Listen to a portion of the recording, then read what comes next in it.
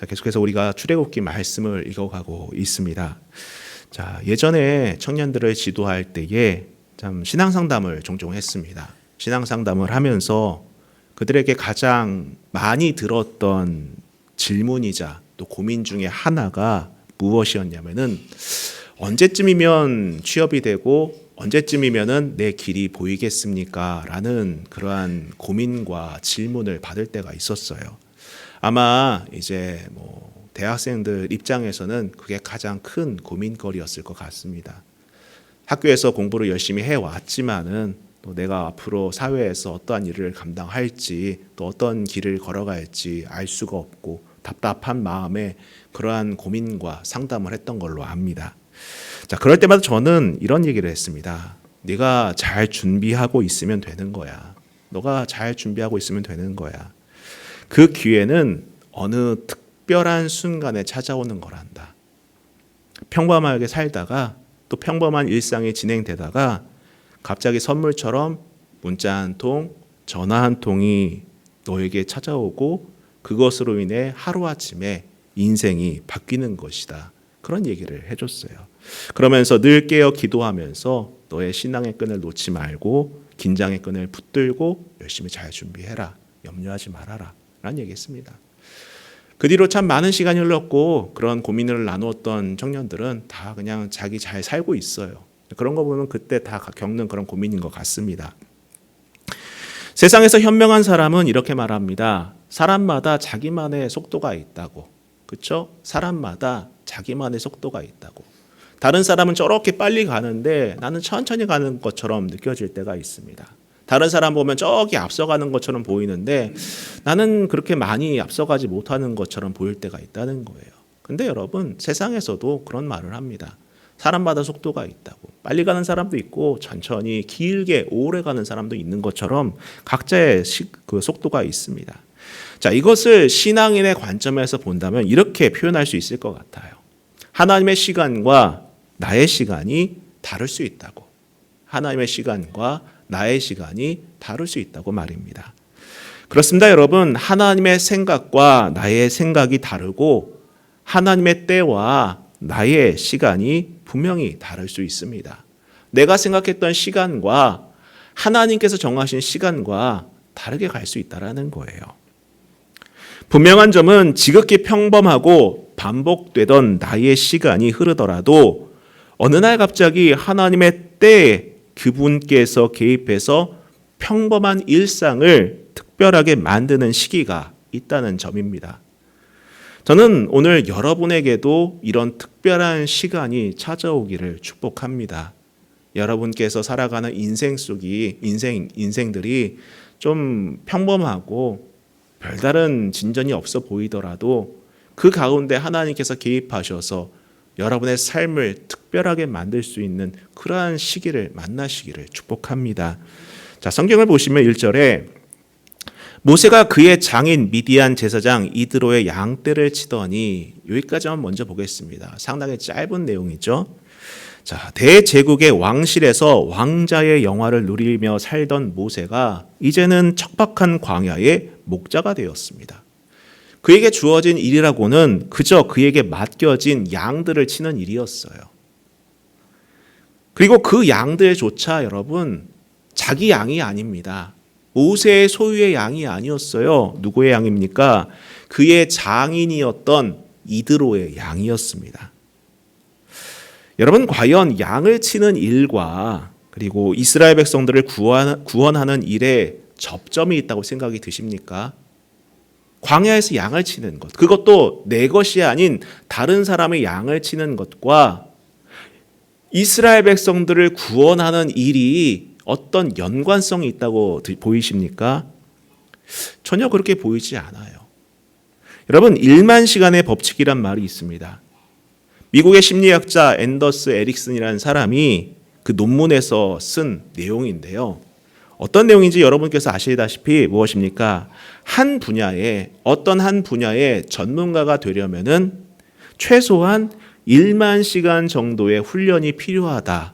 이런 얘기를 한 것입니다. 그처럼 어느 한 분야에 내가 숙련되고 또 나의 능력이 출중해지려면은 그 분야에 내가 1만 시간 정도를 할애하고 최선을 다해야지만이 전문가가 될 수 있다라는 말이죠. 근데 여러분 사실 모세가 양을 치는 모습은 그것과는 전혀 관련이 없을 것 같습니다. 오히려 양 치는 데는 전문가가 될 수 있겠죠. 양을 돌보고 어떻게 하면 양을 효율적으로 치고 어떻게 하면 좋은 풀을 찾아갈 수 있는지 이런 것에 대해서는 효율적일지는 모르겠지만은 그가 이전에 꿈꿔왔던 이스라엘 백성들의 해방 또 장차 하나님께서 맡기실 이스라엘 구원에 대한 지도자로서 쓰임받기에는 차등의 연관성을 연결고리를 찾아보기가 어렵다는 거예요. 우리야 이야기의 흐름을 알고 있으니까는 별다른 거부감 없이 모세가 양치는 모습을 받아들이지만은 만약 그 대상이 나라면은 이야기는 달라질 것입니다. 사실 우리는 그렇지 않습니까? 어느 날부터인가 내가 원하는 일도 아닌 일도 해야 할 때가 있어요. 원하지 않는 일을 할 때가 있습니다. 내가 꿈꾸고 기대했던 방향과는 전혀 다른 방향으로 우리의 인생이 흘러간다면 여러분께서는 어떤 생각이 드시겠습니까? 내가 생각했던 방향은 이 방향이 아닌데 내가 기대했던 일들은 이런 것이 아닌데 내 인생은 왜 이렇게 흘러만 가는 것일까? 내가 원한 것이 아닌데 왜 이렇게 가야만 하는가? 라는 생각이 든다면 여러분 어떠겠습니까? 직장인의 입장에서도 그렇지 않습니까? 여러분 직장생활 하시죠? 저는 오늘 참 말씀 속에서 하나의 해악이 숨겨 있다고 봐요. 모세가 누구의 양을 쳤습니까? 본인 양이 아니죠. 이드로의 양. 여러분 다 이드로의 양 치지 않습니까? 여러분 직장인으로서 여러분의 일 하는 거 아니잖아요.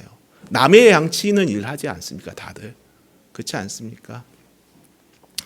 직장인의 입장에서 여러분 전혀 생산적이지도 않고 또 비합리적이고 효율적이지도 않은 일을 반복하다 보면은 정말 이 일이 맞는 것인가라는 의구심이 들 때가 있다는 거예요.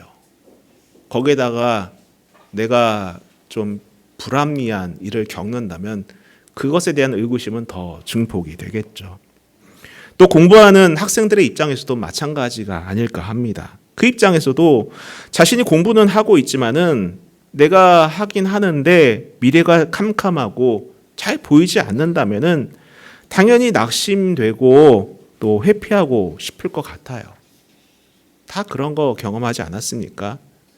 자, 그런데 여러분 말씀으로 돌아와서 과연 모세가 양을 치던 시기가 과연 모세에게 불필요한 시기였는가라는 질문을 해본다면은 어떻습니까? 아니라는 거죠. 전혀 불필요한 시기가 아니었다는 것입니다. 전혀 그렇지 않다라는 거예요. 비록 그가 다른 사람의 양을 치고는 있었지만은 그 기간은 모세에게 필요한 시간이었고 모세가 만들어져 가던 시간들이었다는 사실은 불변하다라는 거예요. 그리고 성경에서 모세가 이드로의 양을 치던 기간은 한 절도 안 되는 표현으로 끝났지만은 여러분 사실 이 기간은 어마어마한 기간입니다. 글로는 한 절도 안 돼요. 제가 지금 1절을 한 절 다 읽지 않았습니다. 절반만 읽었어요. 한 절도 안 되는 그 짧은 구절이지만 이 기간은 어마어마한 기간이었습니다. 무려 40년의 시간이 흘렀다는 거예요. 제가 그 근거를 말씀드릴게요. 사도행전 7장을 한번 보시기 바랍니다. 자, 사도행전 7장 29절부터 한번 보시기 바랍니다. 자, 사도행전 7장 29절. 사도행전 7장 29절과 30절 말씀을 잠깐 보도록 하겠습니다. 신약성경 197쪽에 있습니다. 자, 제가 읽어드릴게요. 모세가 이 말 때문에 도주하여 미디안 땅에서 나그네 되어 거기서 아들 둘을 낳으니라. 그 다음에 30절을 보시면 뭐라고 되어 있습니까? 40년이 참해. 40년이 참해. 40년이 참해 천사가 시내산 광야의 가시나무 떨기 불꽃 가운데서 그에게 보이거늘. 무려 여러분 40년이라는 시간이 흐른 거예요. 한 절도 안 되는 그 짧은 표현이지만은 이 모세는 자기 양도 아닌 장인어른 이드로의 양을 무려 40년 동안 반복적으로 쳐왔던 겁니다. 사실 여러분, 우리가 인생을 돌아봤을 때에 기억이 없는 구간들이 있어요. 어떤 구간이 기억이 없습니까? 반복하는 삶을 사는 구간은 기억에 그렇게 없습니다.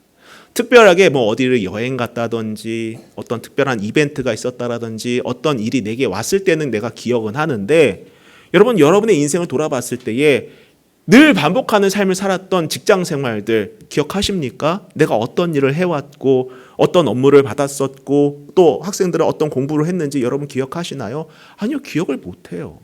왜 그렇겠습니까? 반복하기 때문에. 특별한 것 없이 반복하기 때문에 기억이 없다라는 거예요. 마치 이 출애굽기 3장 1절 이 앞부분은 모세의 일생을 아주 명료하게 표현했다라고 해도 과언이 아니에요. 그래요. 그는 40년 동안 아무 일 없이 그냥 아무런 변화가 없이 매일같이 장인 이드로의 양을 쳤던 겁니다. 특별한 게 없습니다. 하나님을 만난 것도 아니에요. 어떤 이벤트가 일어난 것도 아닙니다. 전혀 아무런 일이 없었다는 것입니다. 얼마나 이 40년이 무료하고 지루하고 반복되는 일상이었겠습니까? 우리의 삶 같지 않습니까? 우리가 때로는 우리의 인생을 보면서 참 무료하다, 참 너무 의미가 없다, 이런 얘기를 할 때가 있지 않습니까? 여러분, 이 이야기를 우리 인생에 접목해 보면은 우리가 어제 오늘 해야만 하는 일들, 또 당장 내일 맞이해야 하는 시간들은 결코 불필요한 시간이 아님을 깨달을 수 있게 된다라는 거예요. 여러분의 일상은 불필요하지 않습니다.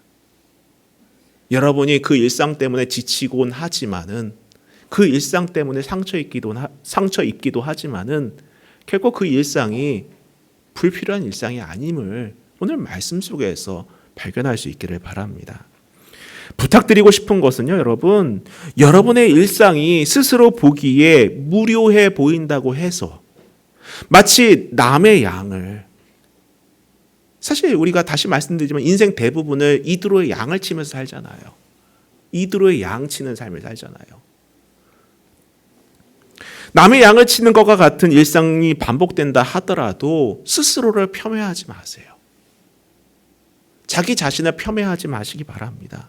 때로는 고통스럽고 때로는 무의미해 보이는 시간일지라도 여러분들께서 살아내고 있는 현 시간들은 내 인생 가운데에 정말 필요한 시간들이고 중요한 시기임을 명심하시기를 부탁드립니다.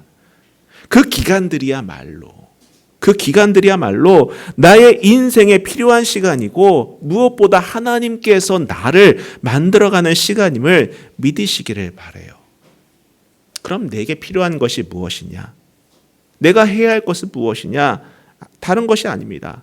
모세가 자신에게 맡겨진 양을 성실히 돌봤던 것처럼, 내 양은 아니었지만은, 남의 양이었지만은 그것을 성실히 돌봤던 것처럼 여러분께서도 여러분에게 주어진 일상을 성실히 해내면 되는 거예요. 그거면 충분합니다. 그거면 충분한 거예요. 그런 면에서 여러분 지난 한 주간도 충분히 잘 살아내셨습니다. 칭찬드립니다. 너무 멋지게 잘 살아내셨어요. 아무런 변화가 없고 무료한 일상이라고 하더라도 한 주간을 정말 잘 살아내셨습니다. 여러분 정말 멋있는 분이세요. 대단한 분이십니다. 그냥 하는 말이 아니에요. 성과가 있든 없든 간에, 나의 기대를 채우든 채우지 못했든 간에 여러분께서 삶을 살아냈다라는 것은 대단한 겁니다. 제가 그냥 하는 말이 아니라 오늘 말씀을 기준으로 말씀드리는 거예요. 자, 계속해서 보겠습니다. 1절 후반부터 그 때를 광야 서쪽으로 인도하여 하나님의 산 호렙의 이름에 여호와의 사자가 떨기나무 가운데로부터 나오는 불꽃 안에서 그에게 나타나시니라. 그가 보니 떨기나무에 불이 붙었으나 그 떨기나무가 사라지지 아니하는지라. 이에 모세가 이르되 내가 돌이켜 가서 이 큰 광경을 보리라. 떨기나무가 어찌하여 타지 아니하는고 하니 그때에 여호와께서 그가 보려고 돌이켜 오는 것을 보신지라. 하나님의 떨기나무 가운데서 그를 불러 이르시되 모세야 모세야 하심에 그가 이르되 내가 여기 있나이다. 자, 하나님은 광야에서 양치기 생활 40년의 잔뼈가 굵어질 대로 굵어진 모세를 호렙산, 이후에 이제 시내산으로도 부르기도 하죠. 이 호렙산에서 만나 주십니다. 말이 40년이지 여러분 40년이란 시간은 자신의 꿈과 비전을 모두 잊어버리기에 충분한 시간이라는 거예요. 사실 때를 기다리는 것도 하루 이틀이죠. 아니 1, 2년이죠. 그렇지 않습니까 여러분? 하나님의 때를 기다리겠습니다. 뭐 그렇게 말을 한다 하더라도 그게 뭐 몇 날 며칠 정도만 기다린다고 하지 여러분 40년은요. 모세가 한때 가졌을 법한 민족 해방이라는 꿈과 기대를 모두 날려버리기에 충분한 시간들이었다는 거예요. 근데 이때에 모세를 하나님께서 찾으신 겁니다. 이때에 모세를 하나님께 찾으신 것입니다. 즉 모세의 시간과 하나님의 때가 달랐던 거예요, 여러분. 우린 이 사실을 인정해야 됩니다. 모세의 시간과 하나님의 때가 달랐던 거예요. 하나님께서는 모세가 출애굽이라는 사명을 감당할 만한 그릇이 되고 또한 애굽에 있던 이스라엘 백성들 역시 그 마음에 출애굽이라는 열망이 생길 때까지 기다리셨던 거예요. 그때가 채워지기까지, 그때가 완성되기까지 기다리셨던 것입니다. 여러분 한번 생각해 보세요. 모세가 그때 왕자의 신분으로 있었을 때에 출애굽을 감행했다면 성공했을까요? 여러분 한번 우리가 기억해 내셔야 됩니다. 어떤 일이었는지 기억해 내야 된다는 거예요. 여러분 모세의 40년이 헛된 시간이 아닌 것처럼 여러분의 시간도 헛되지 않습니다. 결코 헛되지 않아요. 여러분이 살아내고 있는 이 시간들이 결코 헛되지 않다는 사실을 믿으시길 바랍니다. 저는 오늘 말씀을 준비하면서 이 안에서 너무 큰 위로를 받았어요. 너무 큰 위로를 받았어요. 저의 개인적인 사정이 있지 않습니까? 저 역시도 뭐 질병이 있고 이렇기 때문에 여러 가지 사정이 있어요. 그 가운데서 기도하는 것이 있습니다. 하나님, 도대체 나에게 하나님께서 원하시는 것이 무엇입니까? 나를 통해 하시고자 하는 일들이 무엇입니까? 또 자녀들을 보면서도 기도하는 것들이 왜 없겠습니까? 자녀들을 한 사람 한 사람 바라보면서 이 아이들에게 하나님께서 원하시는 것이 무엇입니까? 어떤 길로 인도하시려고 하시는 것입니까? 그런 기도가 왜 안 나오고 있습니까? 또 성도님들을 바라보면서 기도할 때도 마찬가지라는 거예요. 하나님, 우리 권사님들, 우리 집사님들, 하나님께서 어떠한 길로 인도하시려는 것입니까? 이런 마음이 왜 안 들겠습니까? 목자의 심장으로 들 수밖에 없다는 거예요. 제가 기도 부탁을 받을 때마다 저도 인간적인 마음으로 기도하는 것이 제발 좀 빨리 들어주세요. 제발 좀 빨리 들어주세요. 제발 좀 빨리 해주시면 안 되겠습니까? 라는 기도가 왜 안 나오겠냐고요. 왜 안 나오겠냐고. 답답한 사람들처럼 저도 똑같다라는 겁니다. 저도요. 저희 교회 성도님들이 매일 승승장구했으면 좋겠어요. 매일 이겼으면 좋겠습니다. 늘 승리한다는 소식만 들었으면 정말 좋겠어요. 정말 잘 됐어요. 이번 주도 정말 잘 됐고요. 제가 계획하는 일들이 너무 잘 됐어요. 우리 아이들도 꿈꾸는 대로 다 됐으면 좋겠습니다. 그런 마음이 제 마음이에요. 근데 여러분 우리의 현실은 그렇지 않잖아요. 우리가 살아가고 있는 현 주소는 그렇지 않잖아요. 근데 여러분 오늘 말씀 속에서 제가 감사함으로 힘을 얻었던 것은 결코 우리가 살아내는 이 시간들은 헛되지 않다. 헛되지 않다라는 거예요. 하나님께서는 여러분 믿으시기 바랍니다. 믿으시면 이 약속은 여러분의 약속이 됩니다. 하나님께서는 우리를 향한 가장 좋은 시기를 준비 중이시며 그 때를 기다리고 계신다라는 거예요. 꼭 믿으시길 바랍니다. 자, 모세를 만나신 하나님은 떨기나무에 꺼지지 않는 불로 자신의 임재를 나타내시죠. 왜 하나님은 이 떨기나무에 불로 임하셨을까? 저는 여기에도 의미가 있다고 봅니다. 어떤 의미가 있을까요? 여러분, 이 떨기나무는요, 광야에서 흔하게 볼 수 있는 나무였습니다. 정말 흔하게 볼 수 있는, 흔하디 흔한 그런 나무였어요. 근데 이 떨기나무는 이런 상징이라고 볼 수 있어요. 당시 민초들이었던 이스라엘 백성들을 상징한다고 볼 수 있습니다.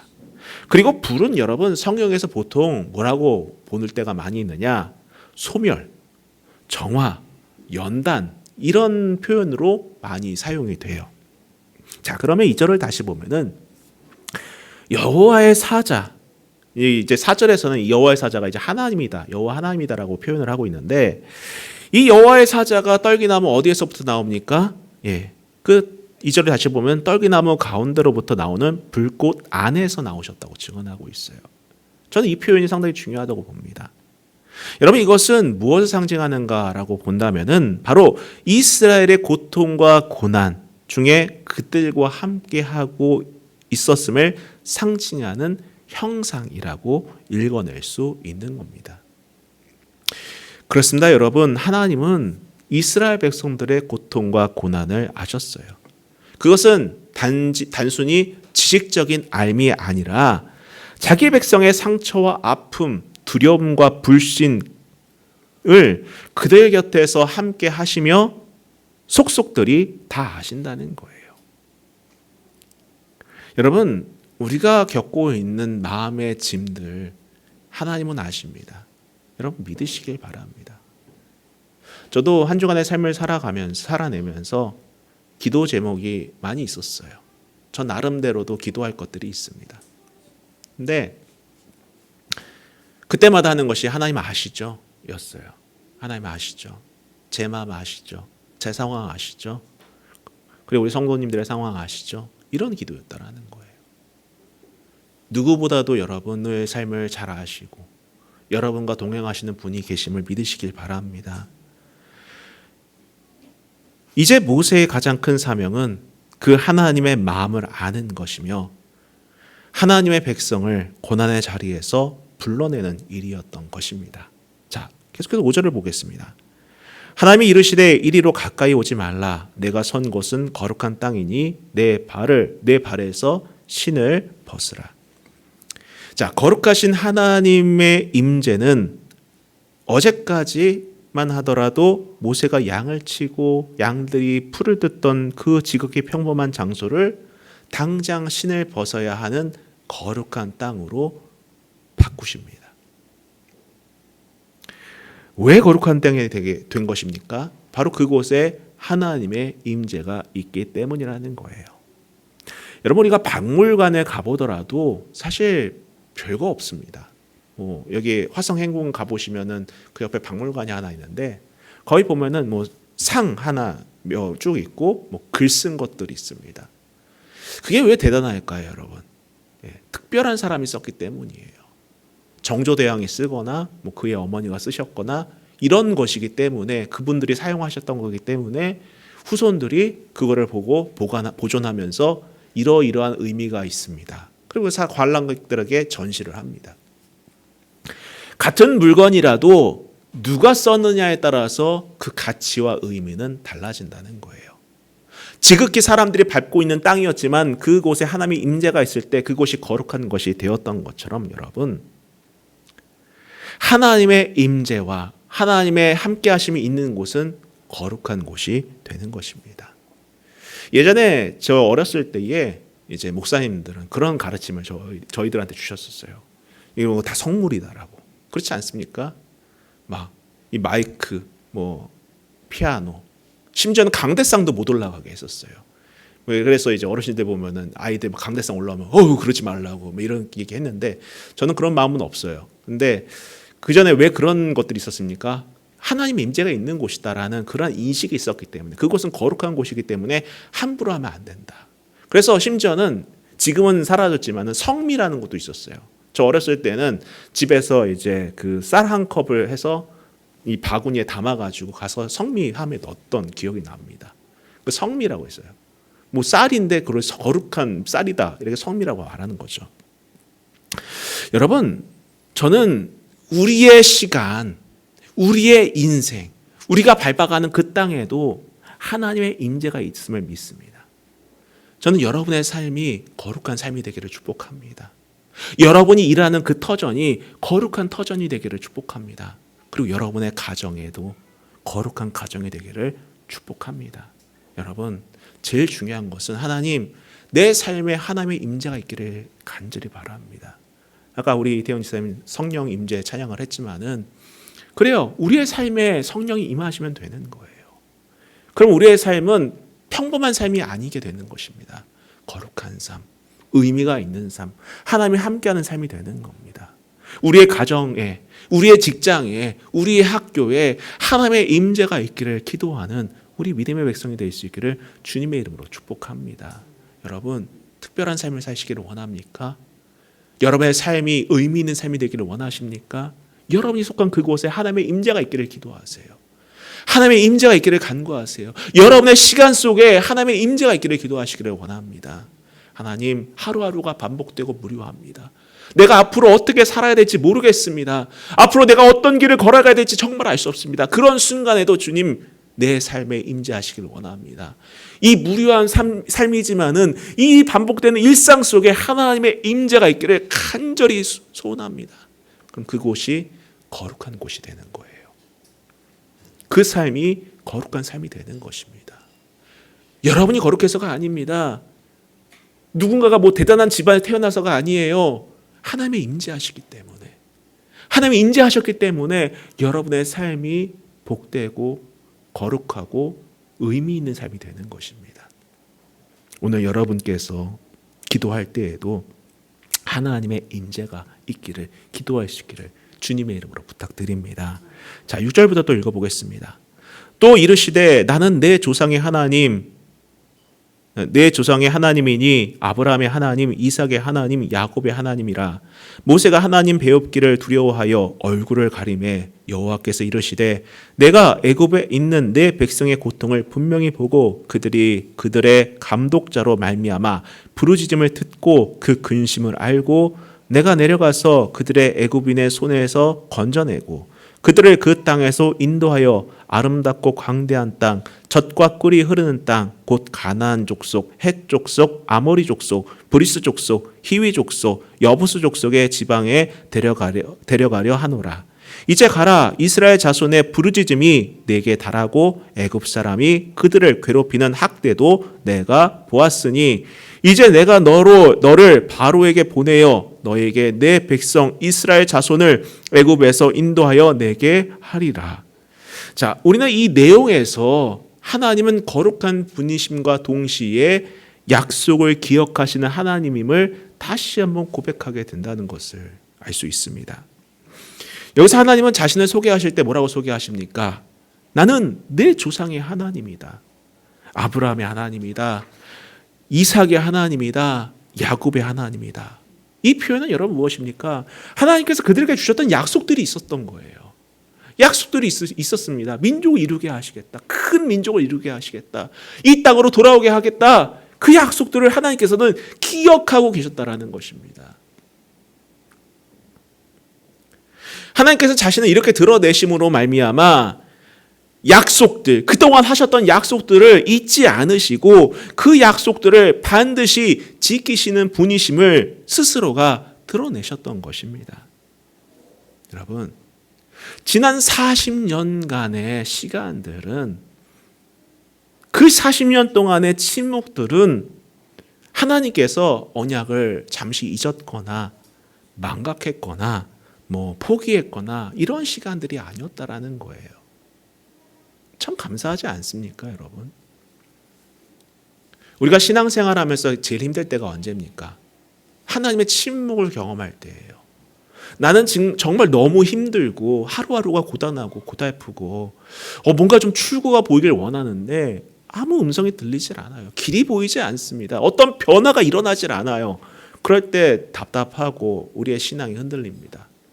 하나님께서 내 기도를 들으시는 것은 맞는지, 아니 그분 살아계시고 내 믿음은 좀 맞는 건 맞는지, 다른 종교를 좀 찾아가 봐야 되는 건 아닌지 라는 생각이 들 때가 왜 없겠습니까?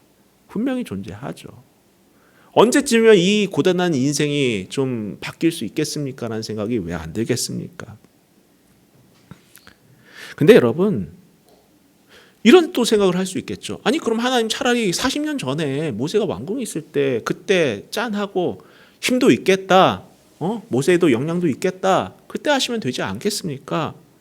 네, 여러분, 그때 모세는 준비되지 않았어요. 우리가 몇 주간 이제 우리가 말씀 묵상했지만은 모세가 준비되었었습니까? 그가 할 수 있는 일이라고는 그 배경 믿고, 왕궁이란 배경 믿고 누군가를 죽이는 일밖에 없었어요. 여러분, 한 사람 죽인다고 해서 문제가 해결되는 건 아니에요. 내가 내 눈앞에 당장 보이는 이 문제를 내가 어떻게 해서든지 힘과 권력으로 깔아뭉갠다고 해서 근본적인 문제가 해결되는 것은 아닙니다. 애굽 사람 한 사람을 뭐 죽였다고 민족이 해방된다? 여러분, 어불성설이죠. 우리나라가 지난 일제강점기 때에 독립운동을 하지 않았습니까? 하얼빈에서 안중근 의사가 이토 히로부미를 저격했어요. 한 사람 죽이면 독립해야 되잖아요. 독립 안 됐어요.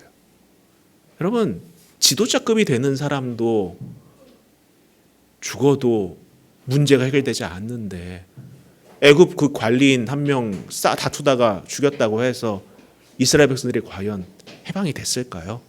아니에요. 모세의 생각도 짧았고 그때도 무르익지 않았던 겁니다. 그리고 또 우리가 묵상했던 내용들 기억해 보시기 바랍니다. 어떤 일이 또 일어났습니까? 모세가 그 애굽 사람을 죽였을 때에 다른 사람도 아니고 히브리 사람들의 반응을 보세요. 어떻게 반응했습니까? 그들 편에 서서 아니 도대체 너희들 왜 싸우냐 했을 때에 너가 애굽 사람 죽인 것처럼 나도 죽이려고 하느냐? 그러면서 고자질하잖아요. 자기들 편에 서 있던 사람을 감싸 안는 것이 아니라 고자질을 합니다. 왜겠습니까? 그들은 겉으로는 히브리 사람인데 이 속은 뭐예요? 애굽인이었던 거예요. 나는 애굽을 벗어날 생각이 없어. 지금 너무 편해. 난 현 생활에 만족이야. 난 나갈 생각이 전혀 없어. 이런 사람들 데리고 어딜 가겠어요? 광야 가면은요 100% 다시 돌아옵니다. 100% 다시 돌아와요. 그래서 하나님께서는 40년이라는 시간을 모세를 만들어 가시고 이스라엘 백성들을 만들어 가시는 그러한 시기로 삼았다는 것을 우리는 부정할 수 없다라는 것입니다. 여러분, 여러분에게 무의미한 시간이 계속된다고 해서 여러분의 인생을 폄하하지 마세요. 결코 무의미하지 않습니다. 나를 만들어가는 시간이라는 거예요. 하나님, 내가 꿈꾸는 것과 지금 삶이 어떤 연관이 있는데요? 여러분 보세요. 양치는 것과 이스라엘 백성들의 구원과는 아무런 연결고리가 없어요. 아무런 연결고리가 없어요. 그럼에도 불구하고 그 시간이 만들어가는 시간이었다는 겁니다. 인내의 시간, 나를 채워가는 시간, 나를 내려놓게 하는 시간, 나는 사라지고 오직 하나님만 있는 그러한 시간으로 삼았다는 것입니다. 여러분, 그런 시간을 살아갈수록 힘을 빼세요. 하나님, 저는 힘이 없습니다. 주님이 나의 삶을 붙드시고 선하게 인도하시기를 간절히 소원합니다라고 기도하시기를 부탁드립니다. 여러분, 우리를 향한 하나님의 신실하심도 변함이 없으십니다. 이스라엘을 향한 그 약속을 잊지 않으셨던 것처럼 저와 여러분을 향한 하나님의 계획과 그 약속은 변함이 없으십니다. 하나님의 언약은 잊지 않으시고 하나님의 때가 되면은 반드시 이루시는 분이심을 오늘 말씀 속에서 계시해 주시고 있는 거예요. 자, 11절부터 읽고 마치도록 하겠습니다. 자, 모세가 하나님께 아뢰되 내가 누구이기에 바로에게 가며 이스라엘 자손을 애굽에서 인도하여 내리이까? 하나님이 이르시되 내가 반드시 너와 함께 있으리라. 내가 그 백성을 애굽에서 인도하여 낸 후에 너희가 이 산에서 하나님을 섬기리니 이것이 내가 너를 보낸 증거니라. 여러분, 11절 표현은 정중한 거절이에요. 내가 뭐 대단한 사람이라고, 저는 그냥 목자일 뿐입니다. 이제 옛날에나 이제 왕자였지 지금은 아무런 힘이 없습니다. 정중한 거절이죠. 근데 놀랍게도 어떻게 반응하십니까? 하나님은요, 내가 너와 동행하겠다라고 약속을 하신다는 거예요. 여러분, 인생을 바꾸는 것은 내가 어떤 배경을 갖고 있느냐가 아닙니다. 나와 하나님이 함께 하시느냐가 더 중요한 거예요. 모세가 하나님을 알았다면, 그리고 믿었다면은 그 약속만으로 변명하는 입을 닫았을 겁니다. 하지만 그는 자신의 부족함만을 알았을 뿐 바로를 능가하는 여호와 하나님의 권능을 몰랐던 것입니다. 여러분, 우리가 잘나서 사는 것이 아니에요. 잘나서 하나님께서 쓰시는 것이 아닙니다. 내가 능력이 있어서 똑똑해서 내가 다른 사람보다 뭔가 출중해서 하나님께서 쓰시는 것이 아니에요. 우리가 세상의 기준에서 능력이 출중해서가 아니라 하나님께 붙들려 있기 때문에 능력도 생기는 것입니다. 하나님께서 쓰시기 때문에 없던 능력도 받는 거예요. 그래서 우리는 겸손해야 됩니다. 우리는 늘 겸손해야 돼요. 그리고 늘 하나님과 동행하려고 부단히 애를 써야겠죠. 정리하겠습니다. 모세가 만난 하나님, 모세가 반드시 알아야 하는 하나님은 누구셨습니까? 그분은 우리보다 정확하게 때를 정하시고 우리의 평범한 일상을 특별한 순간으로 만들고 부르시는 분이시라는 점 여러분 믿으시기를 바랍니다. 그 특별한 순간 여러분에게 찾아올 수 있기를 축복합니다. 그리고 하나님은 떨기나무 뿔 한가운데서 나오신 것처럼 우리의 고통과 근심에 깊이 공감하시고 통감하시는 분이시라는 것. 그리고 마지막으로 하나님은 그분의 약속을 잊지 않는 분이시라는 점을 믿으시길 바랍니다. 그러면서 우리가 소명을 감당하도록 우리와 동행하시고 우리와 함께 하시는 분이심을 여러분 믿으세요. 우리가 결단할 것은 무엇입니까? 오로지 순종이라는 거예요. 말씀에 대한 순종. 제 말의 순종이 아닙니다, 여러분. 목사의 말 순종하지 마세요. 말씀에 대한 순종이에요. 하나님께 대한 순종입니다. 성도 여러분, 여러분의 한 주간의 삶은 어떠셨는지 전 잘 모릅니다. 근데 지극히 평범했을 것 같아요.